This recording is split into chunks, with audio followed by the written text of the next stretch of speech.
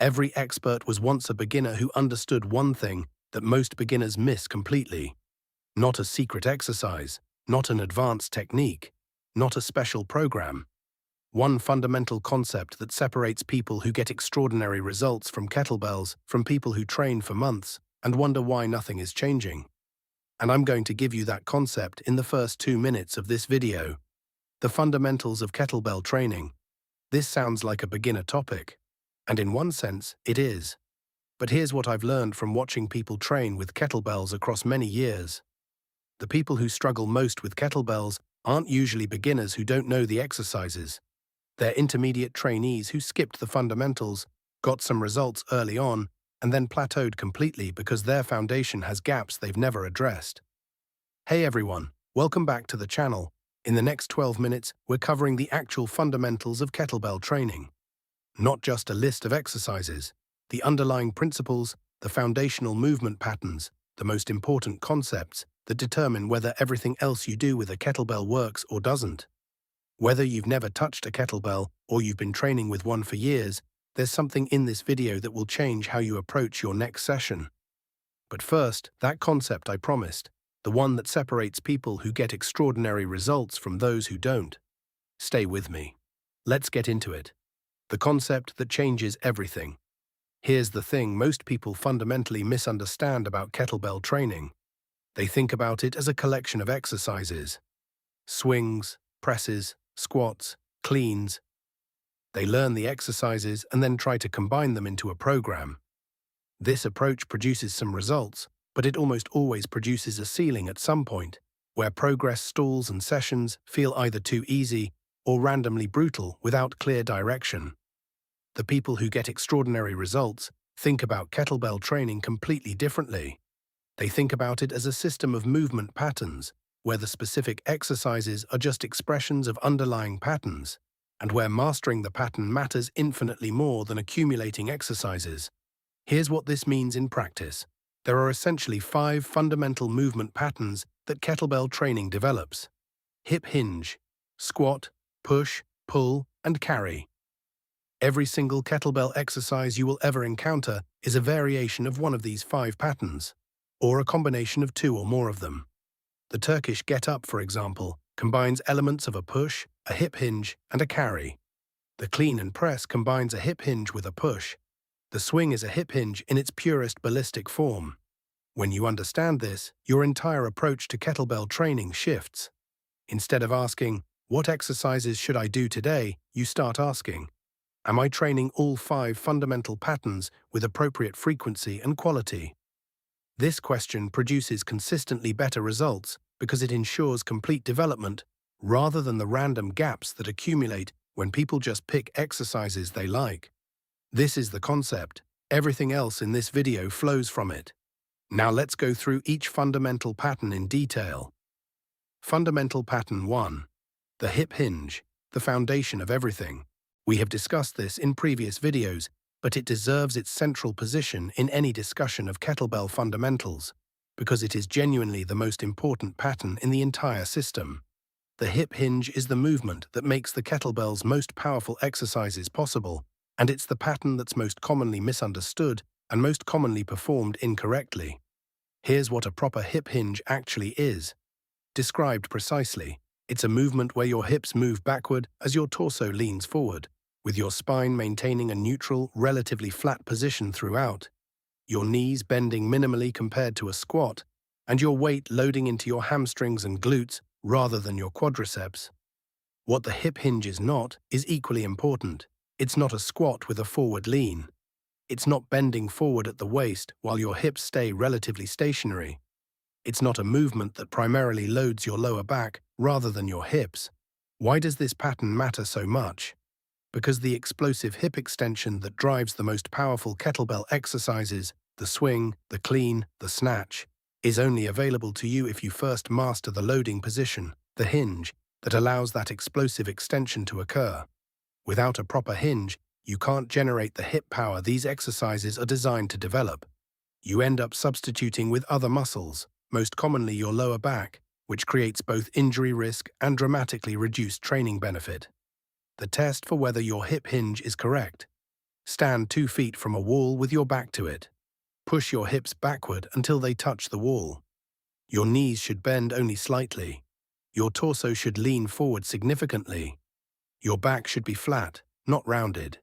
If you can do this smoothly and comfortably, your hip hinge is in good shape.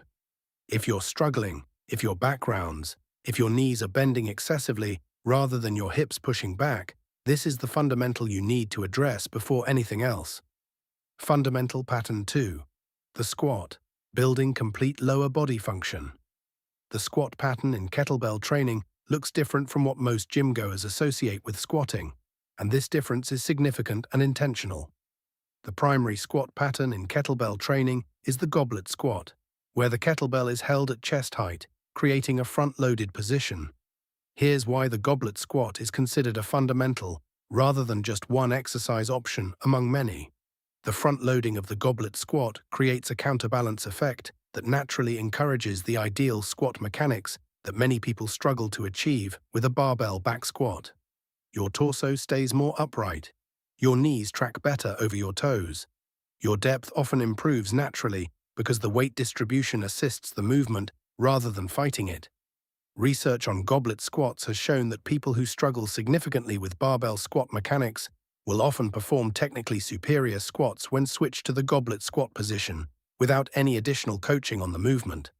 The tool itself teaches the pattern more effectively than verbal cues alone. The goblet squat also makes the squat pattern accessible to people who have never squatted with external load before.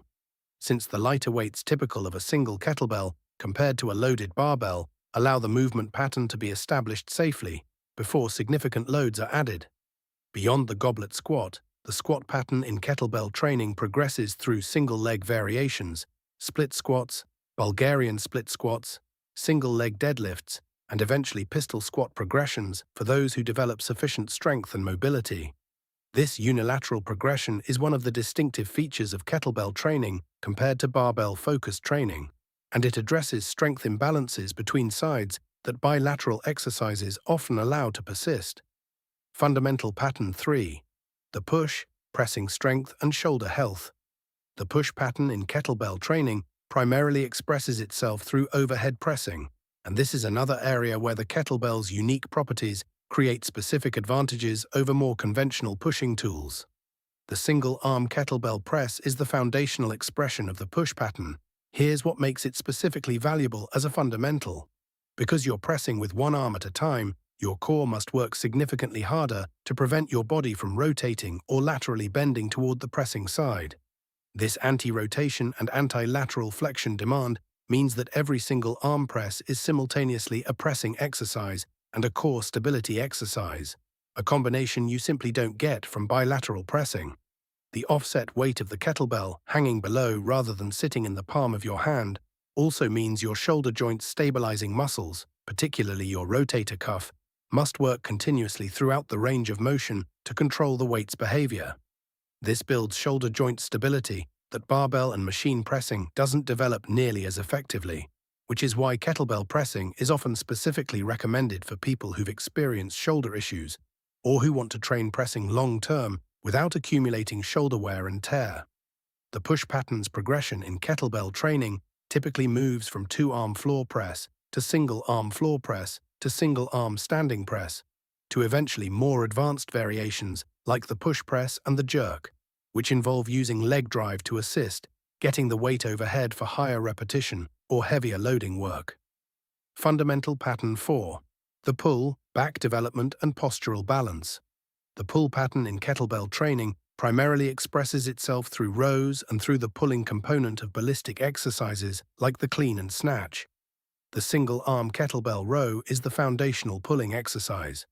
Performed from a hinged position, either with the non-working arm supported on a surface or performing a renegade row from a push-up position, this exercise trains the muscles of your back, your lats, rhomboids, and mid-traps through a natural arc of motion that accommodates your shoulder joint's preferred movement pattern.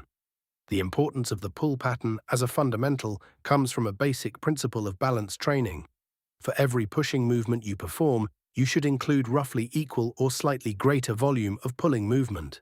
This ratio, often described as maintaining a balanced push-pull relationship, is important for shoulder health, postural balance, and injury prevention over the long term. Most people who experience shoulder problems from resistance training over time have, at some point, significantly overemphasized pushing relative to pulling. Building the pull pattern as a genuine fundamental, rather than an afterthought, is how you avoid this imbalance. Beyond rows, the pull pattern also includes hanging exercises for those with access to a pull-up bar, including weighted pull-ups using a kettlebell attached via a belt or held between the feet, which are a significant strength builder that complements the pulling work achievable with the bell alone.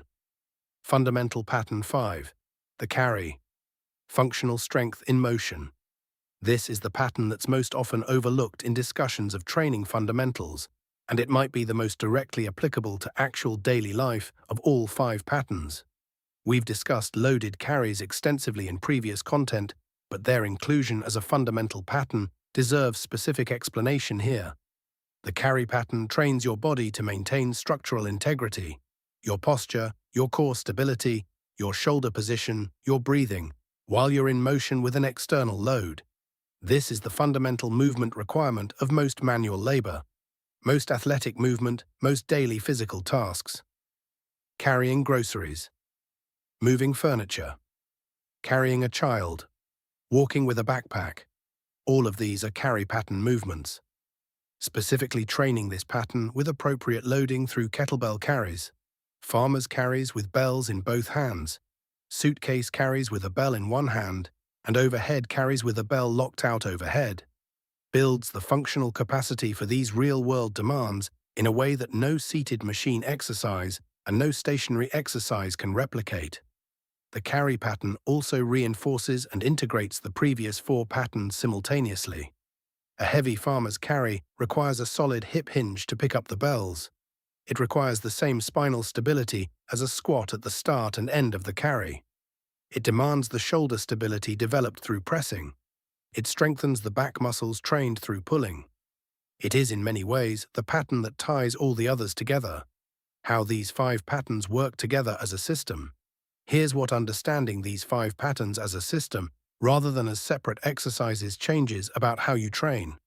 You stop thinking about sessions as collections of exercises and start thinking about them as opportunities to train specific patterns with specific qualities. Whether that quality is maximum strength, explosive power, muscular endurance, or conditioning. A session designed around training all 5 patterns might look like this. Swing for the hip hinge pattern, training it explosively. Goblet squat for the squat pattern, training it with controlled strength focus.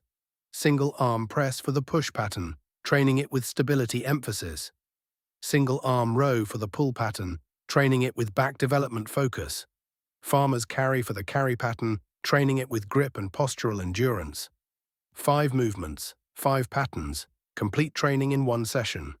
This isn't an advanced programming concept, it's a fundamental one.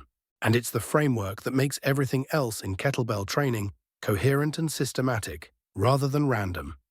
The 3 additional fundamentals that support the patterns. Beyond the 5 movement patterns themselves, there are 3 additional fundamentals that determine whether your kettlebell training actually works. Additional Fundamental 1. Tension and relaxation cycling. Expert kettlebell practitioners understand something that beginners rarely grasp. Effective kettlebell training requires knowing when to create maximum tension throughout your body and when to consciously relax and conserve energy. This isn't something you'll find emphasized in standard fitness content, but it's crucial for training efficiently and sustainably. During the explosive phase of a swing, maximum tension is appropriate. During the float phase at the top of the swing, where the kettlebell is momentarily weightless, unnecessary tension is wasteful and fatiguing. During the standing lockout position of a press, full body tension is appropriate. During the recovery portion between exercises, releasing tension conserves energy for the next demanding portion of your session. Learning to cycle between tension and relaxation deliberately, rather than either staying tense throughout a session or being inconsistently tense and relaxed, is a skill that directly improves both performance and endurance within sessions. Additional Fundamental 2. Breathing coordination. We discussed breathing as a mistake in a previous video, but breathing coordination is genuinely a fundamental of kettlebell training in its own right. not just something to avoid getting wrong. The pattern of sharp, forceful exhales during explosive movements and controlled diaphragmatic inhales during the passive phases of movement is a skill with direct performance implications. Research on intra-abdominal pressure and movement performance shows that coordinated breathing, specifically the strategic use of breath holding and forced exhalation to manage abdominal pressure during key moments of exertion, directly influences how much force you can safely generate and how efficiently your core can protect your spine during loaded movements. Getting this right is a fundamental, not an advanced detail. Additional fundamental 3. Progressive overload within the kettlebell system. Perhaps the most commonly misunderstood fundamental of all. Progressive overload, the systematic increase of training demand over time, is the non-negotiable mechanism through which any training system produces ongoing results. Without progressive overload, any program, no matter how well designed, eventually stops producing adaptation. In barbell training, progressive overload is simple to understand because it usually just means adding weight to the bar. In kettlebell training, progressive overload is more nuanced because you're often working with a fixed set of weights. This means progressive overload in kettlebell training expresses itself in multiple ways beyond just adding weight. Adding volume through more sets or reps, reducing rest periods to increase training density, progressing to more technically demanding variations of the same movement pattern, increasing the weight when you've mastered the current one, adding sessions per week, combining movements into complexes that were previously done separately. Understanding all of these progressive overload mechanisms is fundamental to continued progress. When progress stalls, it almost always means one of these mechanisms hasn't been applied recently. Identifying which one and applying it systematically is how you break through plateaus and ensure training continues to produce adaptation over months and years. Bringing it together, here's what the fundamentals of kettlebell training actually are. Summarized: 5 movement patterns: hip hinge, squat, push, pull, and carry, each trained with appropriate frequency and quality. 3 supporting fundamentals: tension and relaxation cycling, breathing coordination, and systematic progressive overload. Everything else, every specific exercise, every program design choice, every training decision should be evaluated through the lens of how well it serves these fundamentals. If you're a beginner, start here. Master the hip hinge before any other pattern. Build the goblet squat pattern alongside it. Add pressing and rowing. Include carries. Then cycle through variations of these patterns systematically with progressive overload. If you're an intermediate who's plateaued, return here. Identify which pattern has gaps or which fundamental has been neglected. Address that specific gap systematically. The fundamentals aren't where you start and leave behind as you advance. The fundamentals are what you return to throughout your entire training life, at ever deeper levels of understanding and mastery. Your action plan. Here's what I want you to do. Before your next kettlebell session, evaluate your current training against these 5 patterns. Which patterns are you training regularly? Which have gaps? Are you including carries, or have you been neglecting this pattern? Are you applying progressive overload systematically, or have you been doing roughly the same sessions for months? Identify one gap or one fundamental that you've been neglecting. Make addressing that specific thing the focus of your next 4 weeks of training. Then reassess and address the next gap. If you've been training with kettlebells for a while and you're going to check your current program against these 5 patterns, drop a comment telling me which pattern you've been most neglecting. Based on what I've seen, I'd predict the majority of you will say the carry pattern. But let's find out. And if you want complete program designs built systematically around these 5 fundamental patterns, with progressive overload built in and all 3 supporting fundamentals addressed, smash that subscribe button and turn on notifications. The fundamentals of kettlebell training. 5 movement patterns as the foundation. 3 supporting principles that make those patterns work. Everything else flows from here. Master these and kettlebell training becomes not just a collection of exercises you do, but a coherent system that continues producing results indefinitely. I'll see you in the next video. Now go check your fundamentals.